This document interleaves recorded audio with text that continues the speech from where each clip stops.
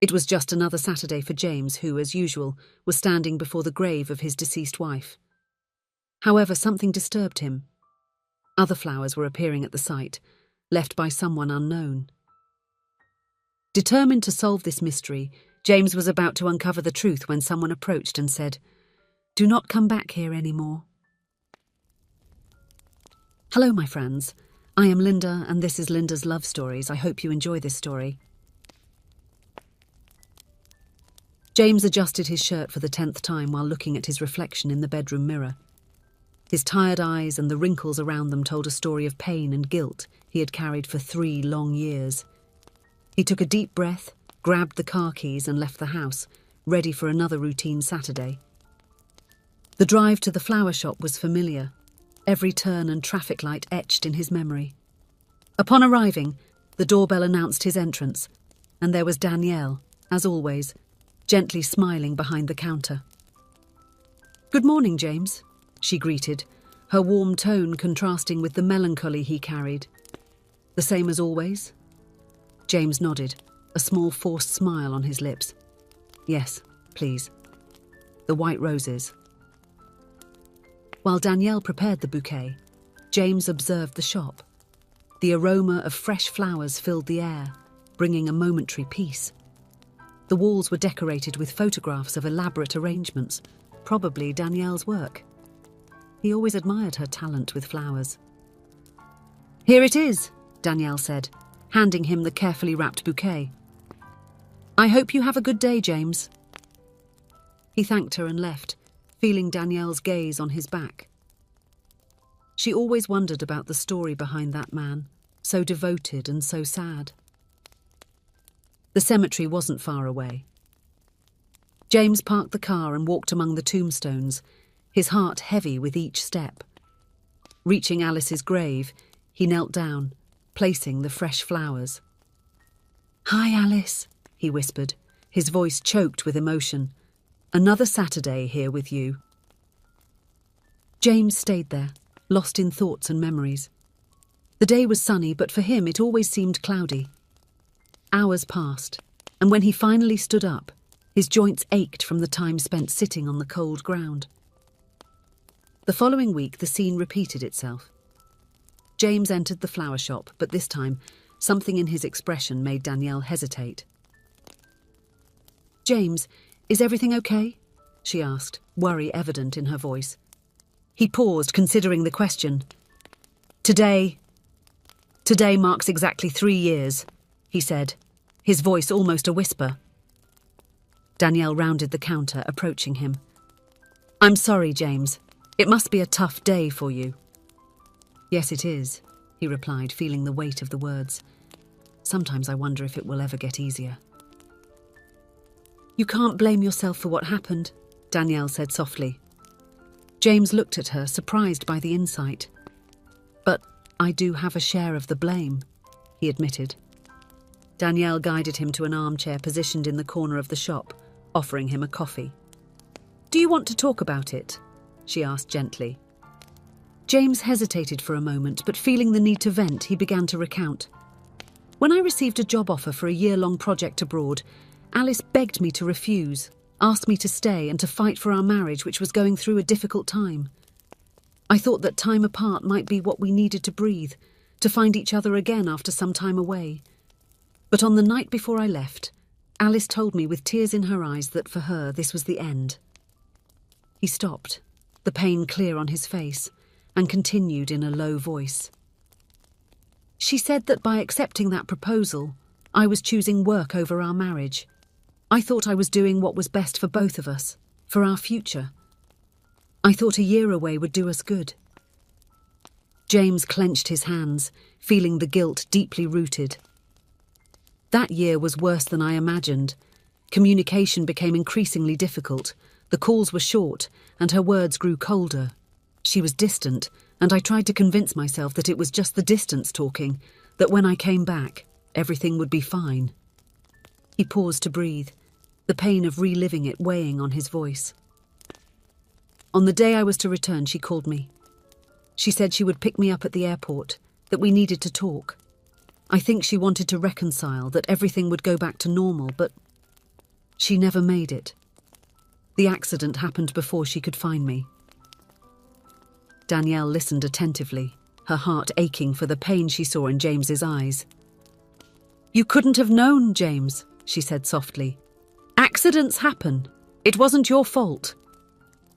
James shook his head, as if the guilt still weighed on him. "She was coming to meet me. I should never have left. I should have put our marriage first." Silence hung between them for a few moments. Finally, Danielle spoke. "You loved her, James, and she knew that. I'm sure she wouldn't want to see you torturing yourself like this." James looked at Danielle, seeing compassion in her eyes. For the first time in a long while, he felt a small spark of something different from guilt. Perhaps gratitude, perhaps even a slight warmth. In the following weeks, James's visits to the flower shop took on a new tone. He started to arrive a little earlier, bringing coffee for Danielle. Their conversations extended beyond flowers, talking about everyday life, about the small joys of life. Danielle noticed the subtle change in James. His eyes seemed a little less heavy, his smile a bit more genuine. She found herself eagerly anticipating these Saturday moments, although she tried not to harbour any hopes. After all, James still carried a lot of grief and pain. It was evident that something was growing between them, a subtle connection that strengthened with each meeting. However, every time hope arose, James suppressed it. He wrestled with the overwhelming feeling that moving on, or even allowing himself to feel something for another person, was a betrayal of Alice's memory. How could he love again when he still bore grief in his chest? Danielle, for her part, felt the invisible tension that lingered between them. She knew James was still stuck in the past, and the last thing she wanted was to force him to cross a bridge that he perhaps wasn't ready to cross. Her affection for him was deep, but she respected the time he needed. Danielle did not speak about her own feelings, fearing that it would pressure James, or worse yet, drive him away. One day, after a long conversation about books and the small joys of life, James fell silent suddenly. His eyes met Danielle's, and for a brief moment, she thought he would say something they both anticipated. But then, he looked away, clasping his hands on the table. "I don't know if I'll ever be able to move on," he confessed quietly. Danielle smiled gently, trying to hide her own pain. "I understand, James. There's no rush. Grief has its own time." One Saturday, James arrived at the flower shop looking especially thoughtful. "Danielle," he began hesitantly, "have you ever wondered why we choose certain flowers for specific occasions?" She smiled, appreciating the genuine interest. "Actually, there's a whole language of flowers. Each one has its own meaning." James listened fascinated as Danielle explained the meanings behind different flowers. Roses for love, lilies for purity, chrysanthemums for honesty.